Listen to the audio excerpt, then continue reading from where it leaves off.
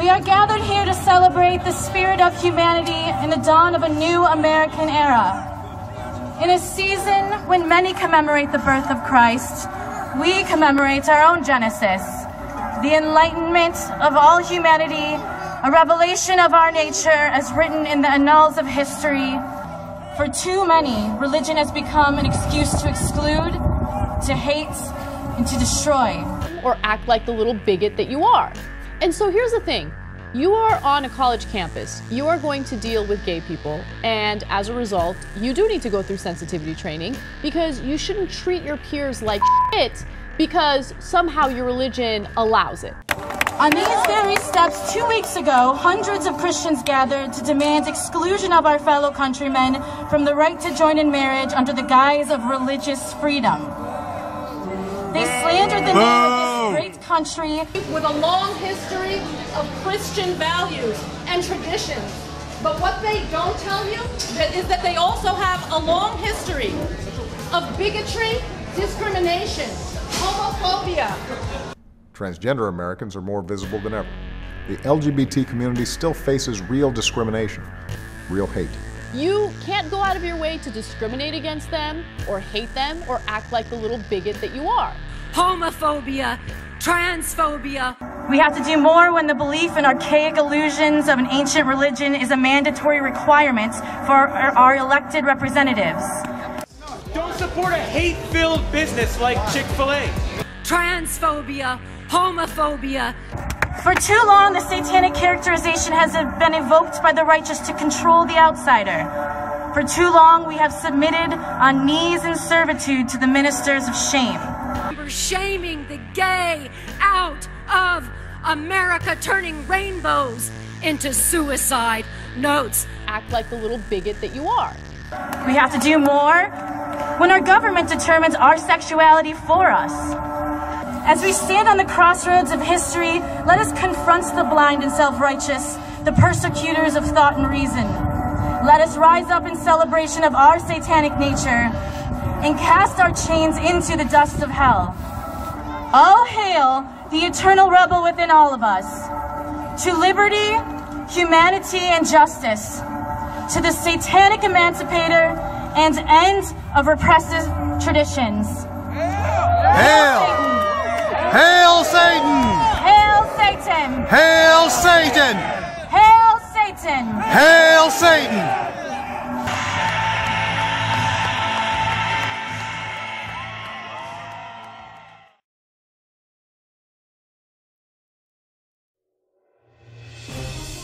The LGBT community says they are victims of persecution, and they accuse Christians of being their victimizers.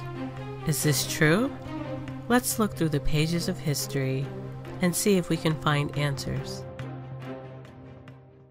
The first Christians strove to spread the word of Jesus' salvation, as well as God's guidelines for virtuous living.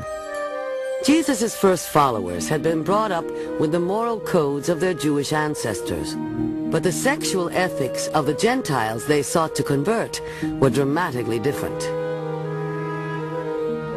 In a world dominated by the pagan Roman Empire, a variety of sexual appetites were known and even celebrated. Their pantheon included Aphrodite, goddess of love, Pan, a pastoral fertility god, and many other deities renowned for their sexual adventures. They decorate their bedrooms with painting hung there, regarding licentiousness as religion. Literally every available surface in the Roman Empire was imprinted with pictures of penises.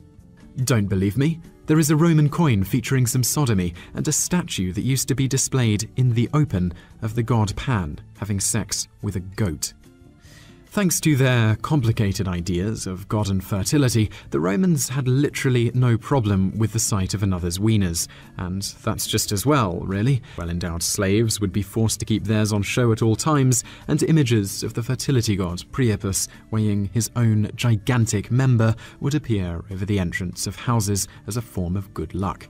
And that's before we even get onto the murals that filled the public baths, depicting all sexual couplings imaginable. But it wasn't just frescoes and statues. the Romans were also masters of lewd graffiti.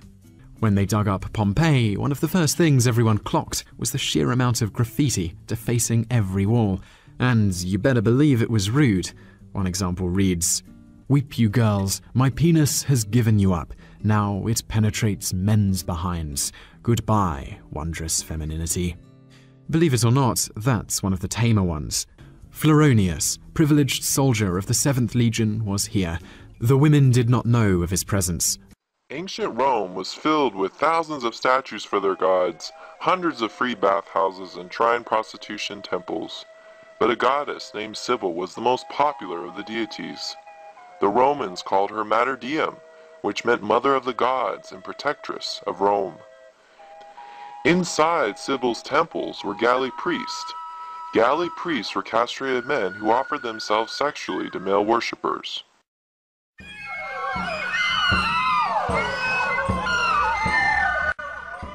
During the ritual ceremonies, the galley were known to make loud sexual moans and give wild erotic dances, which drove worshippers in a state of complete and unrestrained ecstasy. This ecstasy was also induced by the use of recreational drugs. A variety of drugs and alcoholic beverages were used in pagan ceremonies. Drunkenness was connected with the widespread practice of divination, a ritual act designed to allow direct communication with the false god. Worshippers believed it gave them the power to foretell the future, and also gave them insight to interpret the reasons for illnesses, misfortune, and adverse weather. A variety of species of plants were smoked and administered in enemas to induce a trance-like state. Once the drunkenness took effect, all too often that ecstasy would soon turn into self-flagellation, or beating and whipping of themselves, as well as self-castration. It was believed that cutting the male penis off was a way to mimic the god Attis, whom in Greek mythology was Cybele's love interest who castrated himself after Cybele made him go mad after her jealous betrayal. The phallic street lanterns, the sexually explicit drinking cups, or the many representations of Priapus, the fertility god whose striking features pop up in artwork all over town. The deeper historians dig, the more unsettling details emerge of an elaborate system of sex in this ancient city. The clues are everywhere, from stone phalluses on public streets to crude graffiti carved into granite walls.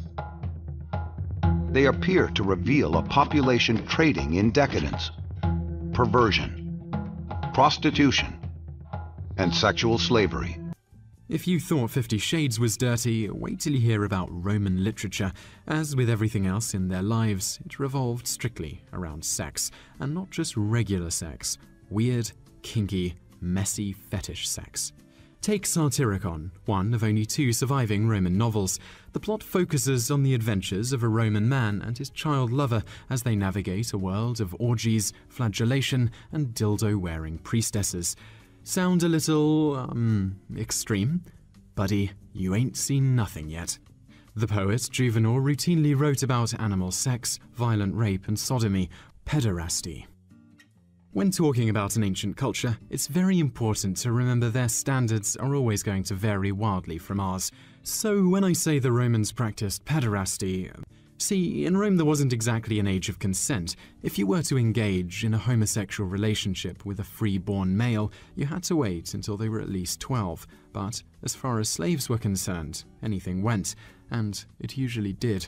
Aside from the Warren Cup, we have the writings of Juvenal and Quintilian, both casually informing us that schoolmasters liked to groom young boys. Then there are the numerous laws issued on the subject, preserved to this day, to stop the practice spilling over into regular life. So pervasive, in fact, was this pederasty that Romans who didn't fancy young boys were generally considered a little odd. Religious sex parties. Imported from Greece, the Bacchanalia were fertility festivals that really took hold in modern South Italy. And with good reason, they were devoted almost exclusively to shagging as many people as humanly possible. Writing about these festivals in the Augustan era, the historian Livy breathlessly described scenes of unimaginable debauchery. These festivals were alleged to be a place where people met, danced themselves into ecstasy, then fell into frantic copulation with no regard for who or what they might be screwing. The cult of Bacchus survived for centuries, along with its pervy, orgiastic rites. According to historian Vicky Leon, both the Romans and the Greeks were fans of unusual punishment. Not all the time, but in the case of adultery, very much so. Basically, if you were Roman and someone slept with your wife, you would be legally entitled to sodomize them in return, with an audience, if you so desired. It's not as far-fetched as it sounds. Despite their, well, love of boy love, the Romans were a deeply masculine bunch. No article on Rome would be complete without mentioning its crazy rulers. Almost every single emperor to rule Rome was categorically insane, to the point that it often seems like they're trying to outdo each other in the lunatic stakes. Nero, for example, had his favourite boy castrated and attempted to turn him into a woman. Caligula made his horse a senator, converted the palace into a brothel, and pimped out his sisters, while Elagabalus spent more time cruising Rome's red light district dressed in drag than anything else. Being bisexual wasn't a big deal for the Romans, so there was more tolerance among them. Gaius Valerius Catullus, Roman poet, was homosexual, and even Marcus Tullius Cicero, we read, fell in love for his servant Adrianus. The only moral rule was for the man of higher rank to always be the active part in the relationship. Caesar, or Caesar, equally loved both men and women. As a matter of fact, Cicero described him as the husband of all women and the wife of all husbands. Elagabalus, from around 203 to the 11th of March 222. This youthful emperor has had the dubious distinction of having much of his life remembered for personality quirks. In terms of religious missteps, he offended traditional Romans by focusing worship on Elagabal rather than Jupiter, and married a priestess known as a Vestal Virgin to have godlike children. Indeed, his real and alleged sexual missteps are numerous. In addition to the Vestal Virgin, he married and divorced 4 other women. He allegedly referred to a male slave as his husband while referring to himself as the slave's queen, and prostituted himself to others. Elagabalus even offered a good deal of money to anyone who could in effect perform a sex change operation on him. Tiberius, the 16th of November 42 BC to the 16th of March 37 AD. Tiberius is mostly negatively remembered for the numerous despicable acts recounted by Gaius Suetonius Tranquillius from 69 to 122, some of which were recreated in disturbing manner for the opening portion of the film Caligula from 1979. This portion of the movie concerns the bizarre debauchery of Tiberius while on Capri, in which he engaged in such lewd behavior as swimming with young minnows, actually children, who would suck at certain parts of his body. It is also during Tiberius's reign that Jesus was most likely crucified. Also, just to put this question to bed, the Romans crucified Jesus because he was a threat to their authority. Nero, from the 15th of December 37 to the 9th of June 68. He is accused of persecuting Christians and Jews to such an extent that some even denounce him as an Antichrist. Nero was also shrewd enough to accuse a scapegoat to appease the general Roman public. The culprits of choice, the Christians, and blaming them sparked the first great outbreak of state-sponsored persecution that lasted for several years. An ancient non-Christian Roman historian alive at the time named Tacitus mentions the persecution in his annals. This is what he wrote. Nero falsely accused and executed with the most exquisite punishments those people called Christians, who were infamous for their abominations. The originator of the name Christ was executed as a criminal by the procurator Pontius Pilate during the reign of Tiberius, and though repressed, this destructive superstition erupted again, not only through Judea, which was the origin of this evil, but also through the city of Rome. First, those were seized who admitted their faith, and then, using the information they provided, a vast multitude were convicted, not so much for the crime of burning the city, but for hatred of the human race. And perishing, they were additionally made into sports. They were killed by dogs by having the hides of beasts attached to them, or they were nailed to crosses or set aflame, and when the daylight passed away, they were used as nighttime lamps. Even though they were clearly guilty, people began to pity these sufferers because they were consumed not for the public good, but on account of the fierceness of one man. One such martyr who was killed by crucifixion was a prominent apostle named Peter, who had become the head of the church in Rome. Considering himself to be unworthy to experience the same death as Jesus, Peter requested to be crucified upside down. Another apostle, one of Christianity's most influential because he wrote almost half of the New Testament, Paul, was also martyred during Nero's persecution. But since Paul was a Roman citizen, he was exempt from the torture of crucifixion and was beheaded instead. Nero's persecution, while bloody and unspeakably cruel, quite simply backfired. Not only was there growing sympathy for the suffering Christians, their worldview and beliefs were brought into the limelight. Countless Romans witnessed these believers endure ghastly torture rather than recant their faith in Christ as Lord and his resurrection from the dead. Christian tradition holds that, except for John, all of Jesus' apostles were executed for their faith. For many Christians, this is a strong argument for the truth of their claims. The apostles, because they were eyewitnesses, knew for certain whether Jesus' resurrection was true or false. This set them apart. History is full of people willing to die for what they believe, but it's difficult to find any sane person who will give their life for a cause they know to be fraudulent. Those who defend the Christian faith ask this question: how likely was it that a man would choose torture and death if all he had to do was simply deny a myth? So the growth of this great world religion was fueled by the blood of its saints. When the Christian refusal to sacrifice to the gods made them easy scapegoats. In the 3rd century, as the Roman Empire entered a period of crisis, persecution of Christians intensified. Blaming the catastrophes afflicting the empire on Christianity, Decius instituted the first empire-wide persecution of Christians. In 250 AD, Decius required all citizens of the empire to sacrifice to the emperor and receive a certificate to prove that they had done this. Those without a certificate could be executed. His persecution was short-lived, however, and it failed to stamp out Christianity.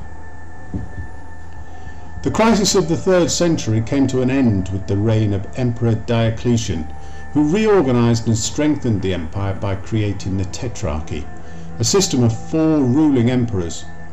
Diocletian and one of his tetrarchs, Galerius, agreed to persecute Christians because part of their project of reunifying the empire involved uniting all Romans behind a shared belief in the old gods. This persecution, often called the Great Persecution, began in 303 AD. Several thousand Christians were killed, including many Christian leaders. This was one of the most trying times for Christianity, but the religion was able to survive and eventually triumph. Reasons for Christianity's growth. Since Christians were increasingly persecuted by the state and ostracized by their pagan neighbours for not worshipping the gods, it's difficult to understand how the religion became dominant in the Roman Empire. There are a number of factors to account for the growing popularity of Christianity in the Roman Empire, though it is hard to tell which factors were the most important. First, of course, is genuine faith and conviction. Many seem to have been genuinely attracted to Christianity's message of salvation, forgiveness, and eternal life. At the same time, the era of the early church, especially the 3rd century, was a time of chaos and upheaval. The same events that led some to blame Christianity for disaster may have encouraged others to accept Christianity, as plague and barbarian invasions made life short and uncertain. The promises of Christianity may have seemed particularly appealing. In addition, Christians seem to have taken better care of the sick, especially plague victims, whom others avoided out of concern for their own health. This altruism may have encouraged converts, especially among those who were successfully healed. Christians also showed great generosity to the poor, who were largely overlooked by the Roman state. Many of the poor probably became very loyal to Christianity because of the support they received from Christians. Indeed, Christian message of faith, charity and equality before God likely appealed to the dispossessed in Roman society.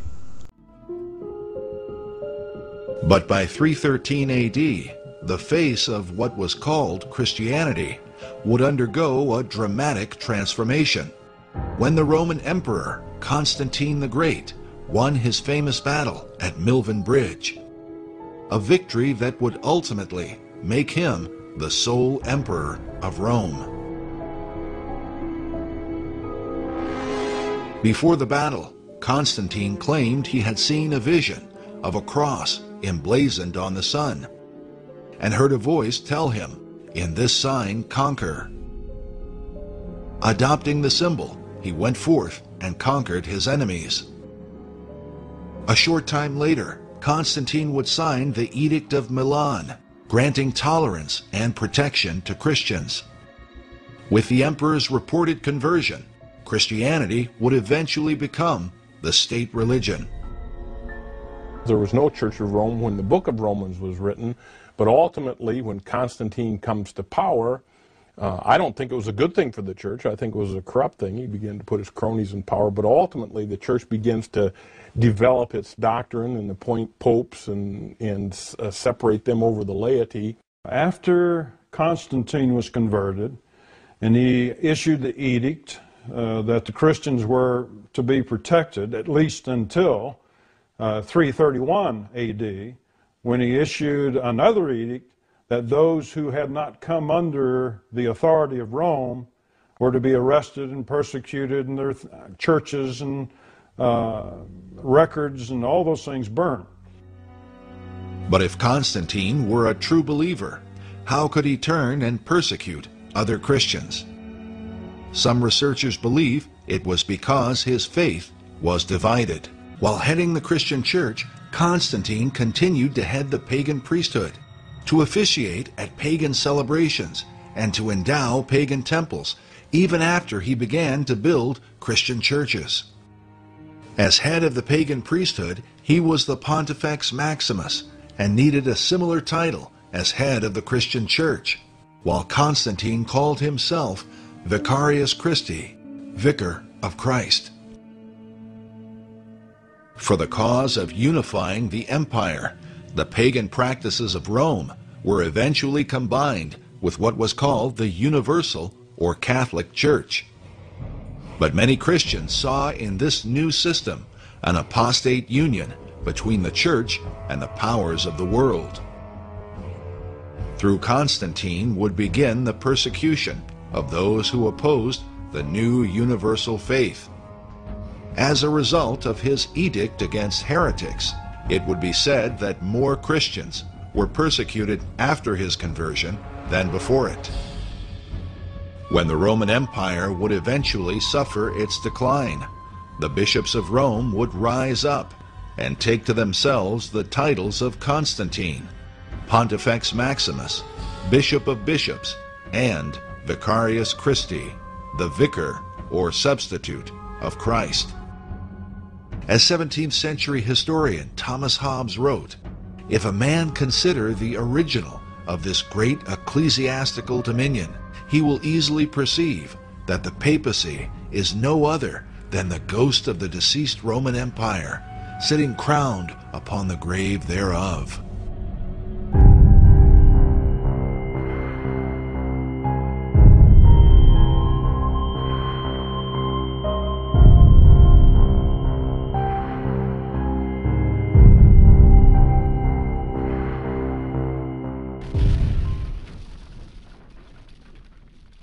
After the church in Rome accepted pagan idolatry and doctrines, it was quickly secularized. The Pope had so much authority that there was no one who was able to hold back the church from abusing its power anywhere in Europe.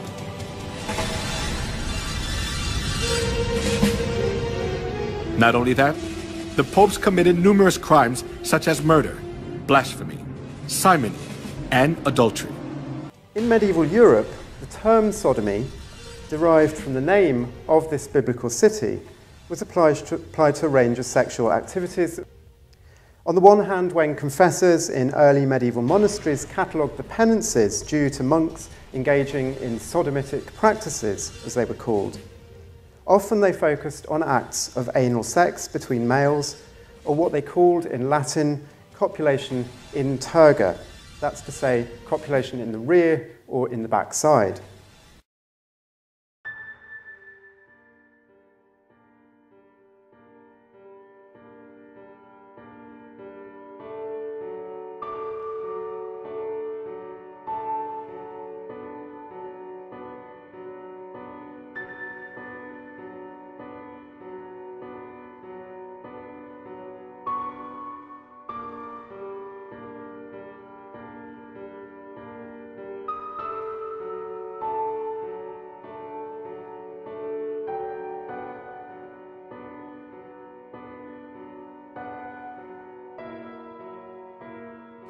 We cannot even fathom the evil deeds of the corrupt popes.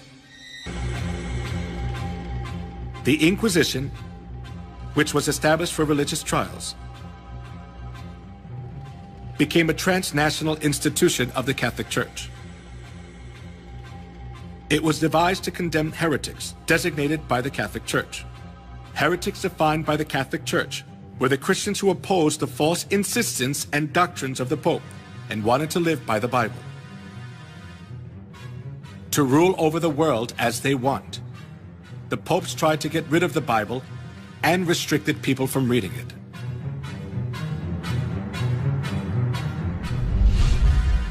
Pope Alexander III labeled those who read the Bible as heretics and commanded to confine Christians who were condemned as heretics to expropriate their property. Pope Innocent III instituted the Inquisition and launched crusades to combat heresy. Numerous Christians were killed and dispossessed of their properties.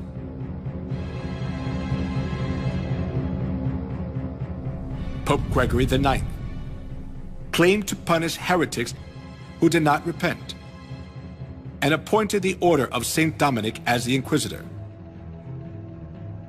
Pope Innocent IV promulgated the bull Ad Extirpanda, explicitly authorizing torture, and commanded to burn everyone who opposed Catholicism.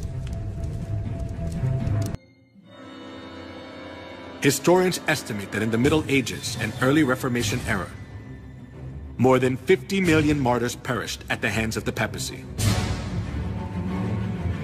The Inquisition invented cruel torture devices to give victims as much pain as possible.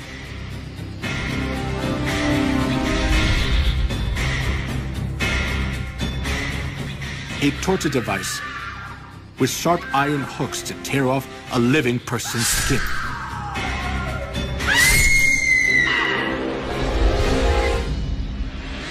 A pyramid-shaped torture device with a sharp tip. A person was put on top and suffered severe pain as a sharp point was inserted into the body little by little due to the body weight. Most of the time, tortures were carried out by Catholic monks or priests. They pulled out nails using pliers, burned parts of the body with fire, and crushed fingers and toes with torture devices. A chair with spikes was used to tie a person down, and it made blood come out from every part of their body. If a victim denied the Catholic Church's teachings, despite the heart torture, they poured boiling lead in the mouth or ears, or gouged out their eyes, or flogged them until parts of their skin flew off.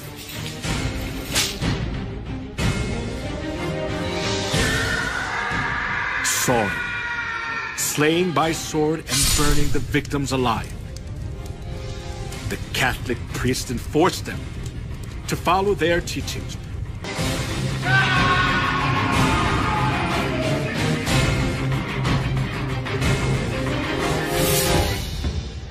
In 1211, 100,000 Christians were massacred at Lavore. Though the massacre at Merindal, 500 women were locked in a room and burned to death. In the massacre of Orange in 1562, the Italian army sent by Pope Pius IV was commanded to slay men, women, and children. In 1572, approximately 100,000 people were massacred in Paris, France.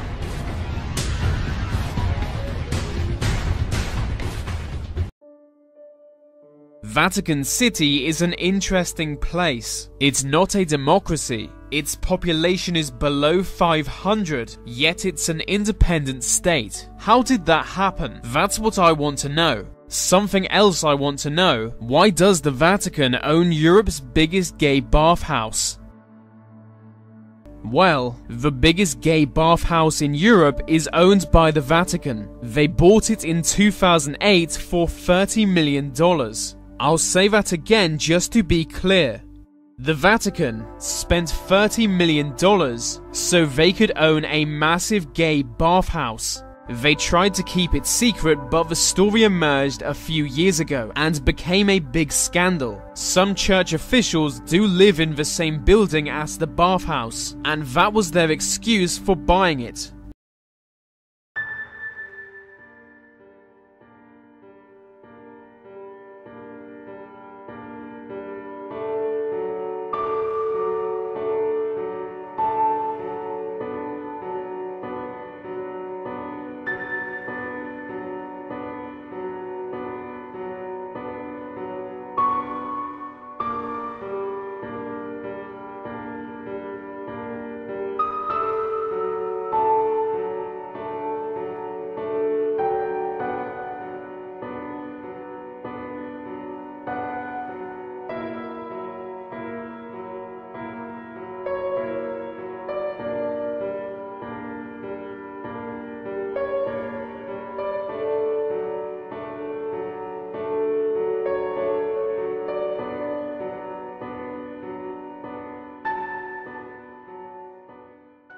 Alleged homosexual priest, Father Peter McQuelly, whom parishioners at not one but two parishes in the New York Archdiocese say has been stealing money from the parishes for years and is using it in part to finance a sadomasochistic homosexual fantasy life, has finally broken into the secular press. And here's the problem in a nutshell. There is no real concern about homosexual priests on the ranks of the clergy. The Church has a homosexual priest problem. With growing questions about the role of Pope Benedict and the Catholic Church sex scandal, there is new attention on his handling as Cardinal Ratzinger of probably the most egregious, notorious case of them all, involving a priest with powerful connections inside the Vatican who was also a drug addict and a pedophile. So therefore the cover-up of the fact that thousands of priests were abusing children in the United States was allowed to continue for too long. And finally, at least, we did crack the code. Experts from the Vatican themselves admitted there is a very close link between pedophilia and Satanism. What are a group of some of the most powerful men in the country meeting in the forests of California to do secretly? Hatch policy, political careers, and deals in private? Have sex with the male waitstaff? Inside the compound, there have been persistent rumors about closet homosexuality. Don Heimforth, a former waiter, says there have always been relationships between club members and employees. One black waiter, a gay black waiter, years ago said it's whenever they would come over to the employees' quarters, and he made the comment that it was not unlike coming down from the big house to the slaves' quarters for a piece of. Oh, wow. The Bohemian Club. As you say, the Bohemian Club?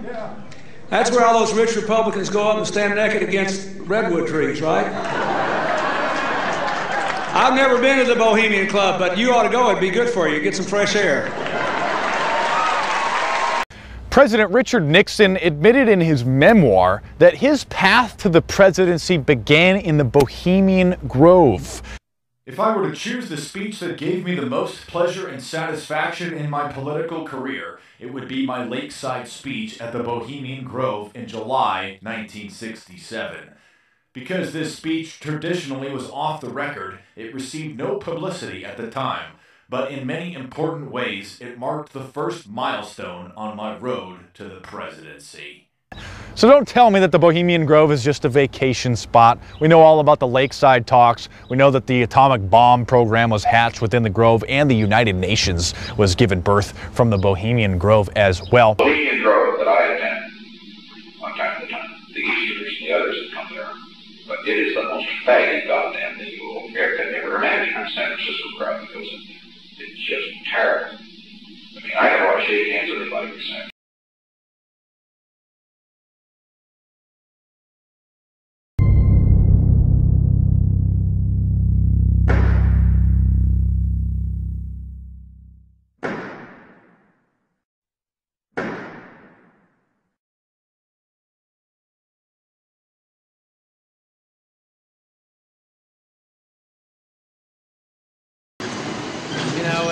When I came down here in 1988 for the first time, that flag was a symbol for me, because, this was, and I met men and boys from all over the world, everywhere that you could imagine, and they all came here. They all came here because they felt the sense of community, of being, among their own kind. And although that was also transitory,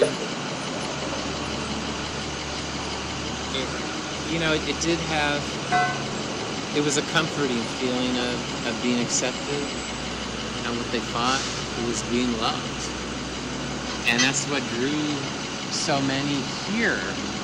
But now I see that flag, and to me it's dipped in blood, because all those people I knew, all those young boys that came here, they're all dead of AIDS, suicide, drug overdoses. They're dead. That flag is alive. Because this place does not heal anyone. It doesn't bring anyone love, true love, salvation. It covers everything over with this fake, this fake mask of happiness and sexual freedom, and all these young boys that come down here, what they're left with is a broken heart, sexually transmitted diseases, drug addiction. That's all they're left with. As an 18-year-old boy, this is where I first came, right here. I wanted to find myself. I wanted to discover who I was. I wanted to find out if I was gay, if I was straight, if I was bi. And what I quickly discovered was that an 18, 19-year-old boy was very much in demand down here. By a lot of older men in their 40s and their 50s and their 60s, and they were more than willing to take me in and be a father figure and take me home. I had been raised very nominally Christian and not really ever having a relationship with Jesus, knowing of him, but he was very distant to me. And I just questioned, but I felt like I had gone too far. I had made the choice, and I couldn't turn back at that point. Jesus was just not somewhere I could go, because I just believed that it was too late for me at that point. So I went further. I kept going. A lot of the guys are willing to let you use their home for free to shoot a porn film if they can stay there and watch, So you could shoot a film here for free. And, you know, we'd shoot here, maybe like a scene on the street here, or whatever, or down by the park. I shot porn films outside on Folsom Street, during the Folsom Street Fair, out on the street, public street, with other people watching. Because, you know, San Francisco's not like any other city. You can, especially in this community here, the cops really won't. They won't take you in for being on the street nude. They won't take you in for performing a sex act on the street here, because you know, this is just, I'm gonna park right here, I think. You know, this is a very gay-controlled city, and this community is gay-controlled, so they can do what they want. There was always something in me that wanted something else. I just didn't know what it was. I kept looking and I kept searching, and nothing ever worked. But I liked the sense of power that I felt in pornography, and I started looking into the occult, because so many people that were around me were talking about it, were talking about the certain power that sex acts had.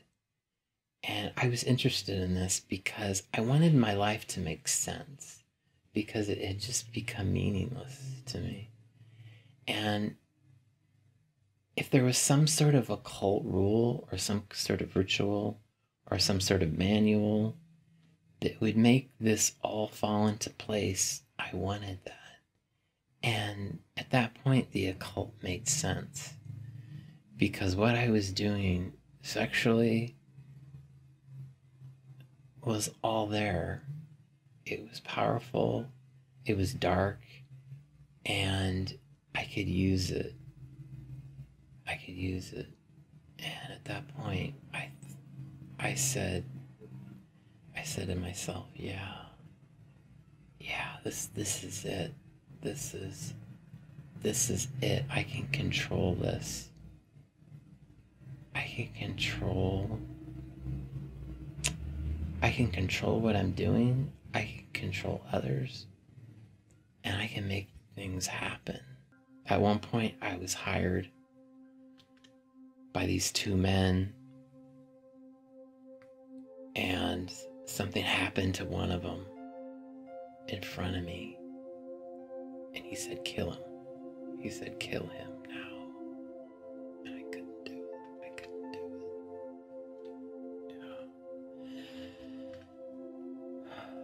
I couldn't do it. Kind of as a last resort, I heard about a porn video being shot. And I kind of didn't want to do it. But it was going to be so extreme and so hardcore that, you know, I said, okay. I showed up,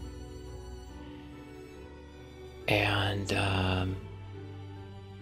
it was rough. And I was already pretty sick at that point.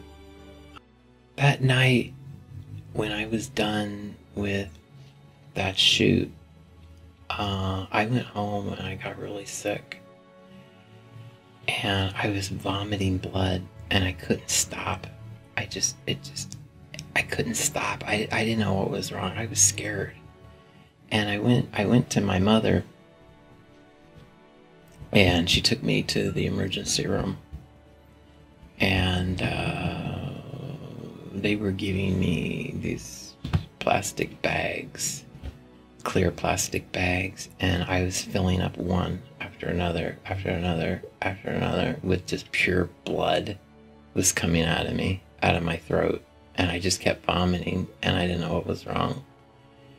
And finally, I was just so sick, and that I laid on the bed, and I knew I was dying, and it was weird. I was just kind of like, okay, I'm dying. I was like, this is it. And it was just kind of just a fading away. I was just fading away, and I was happy. I was like, this is good. I don't want to live anymore. And I didn't think about anything. I didn't think about the devil. I didn't think about God. I didn't think about Jesus. I didn't think about what I had done. I didn't think about my family. I didn't think about me. And my mother was there, and I saw her, and she was praying. And I got crazy. I got angry. I said, what is she doing? How could she do this? Why is she doing this? I hate God. I hate Jesus. I hate prayer.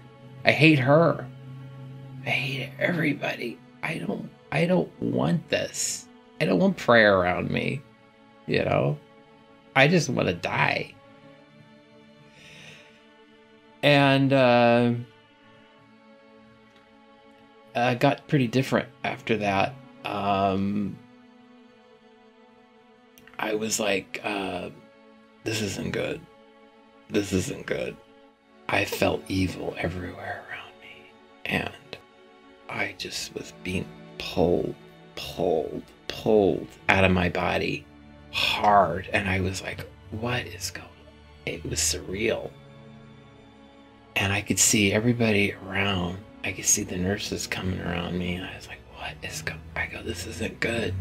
And I got really, really scared. And I got so scared. I knew I was going to hell. And I didn't want to go. I didn't want to go. And all of a sudden, just out of nowhere, I don't know where it came from.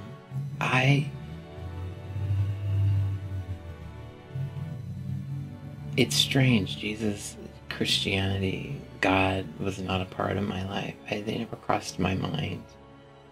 It just, I didn't know who I don't know. It was something of my past. I had been raised Florida Christian, and it was just, it was something buried. And all of a sudden, I can't explain it. I just said, oh God, I said, Jesus, please, please. I said, Jesus, please help me. Please. I just said, please help me. I don't want to die. I don't want to die. I don't want to die like this. It was gone. They were gone. It was that fast. I just called on Jesus' name, and it's all it took. It was that fast. I mean, everything was gone. I was back in my body. I didn't know who I was. I was like a little kid again. I was like, what happened to me? What happened to me over the last 12 years? I didn't know. I didn't know. I didn't know. I didn't know what had happened to me. Everything changed at that point. Everything. I just felt like a different person.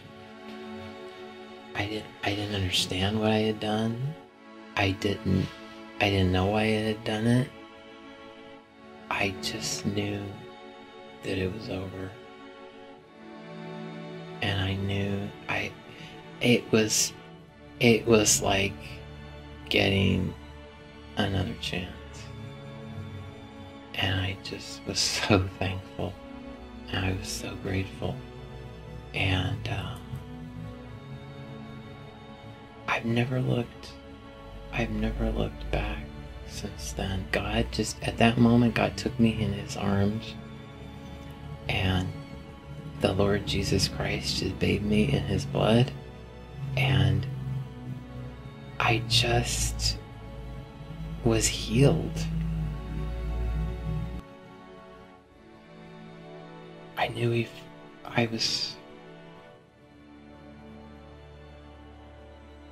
I just knew I wasn't that person anymore.